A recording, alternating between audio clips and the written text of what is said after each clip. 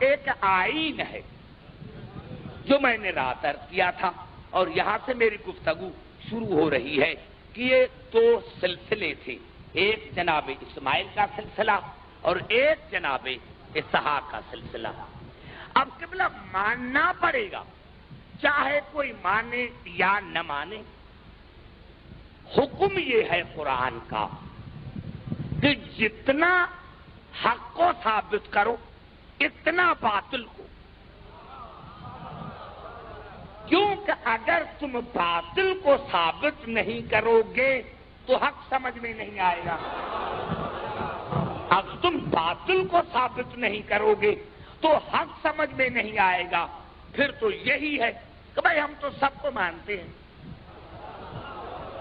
اگر یہی ہے، دین یہی ہے کہ ہم سب کو مانتے ہیں، تو پھر لا الہ چھوڑ دو۔ اگر تمہیں کسی کا یا اس کی ہمدردی ہے کسی سے، تو سب سے پہلے بھائی یہ جو بت پرست ہیں ان سے بھی ہمدردی کرنی چاہیے، انسانیت کے طور پر،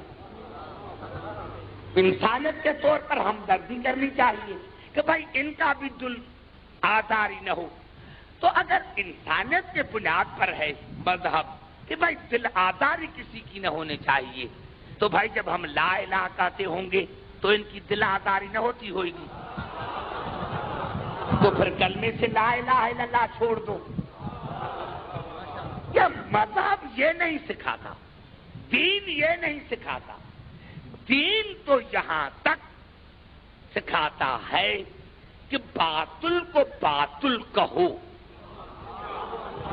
حق کو حق کہو، اور جب تک باطل ظاہر نہیں ہوگا حق کا پتہ نہ چلے گا۔ پورے قرآن میں آپ دیکھیں اللہ نے کون سی ضرورت پڑی تھی یا اللہ تمہیں کہ کبھی آپ نے فرعون پر لعنت کی، کبھی نمرود پر، کبھی شیطان پر۔ جہاں شیطان کا نام آیا تو یہی کہا وَإِنَّ عَلَيْكَ لَعْنَتِي إِلَىٰ يَوْمِ الدِّينِ، تم پر قیامت تک لعنت ہو۔ یا اللہ یہ لعنت آپ نے کیوں بنیاد ڈالی لعنت کی؟